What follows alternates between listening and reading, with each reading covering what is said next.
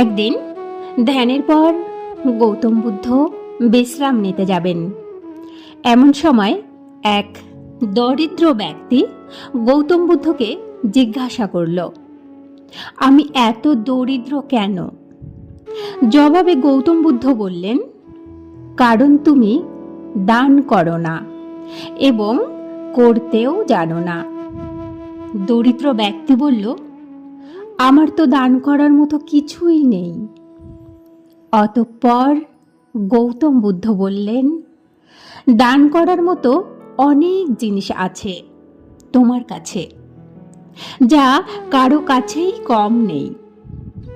অর্থাৎ তা ধনী গরিব সবার কাছেই সম পরিমাণে থাকে। আর তা হলো চেহারা, যা দ্বারা তুমি সুখ ও আনন্দের হাসি উপহার হিসাবে অন্যদের দিতে পারো।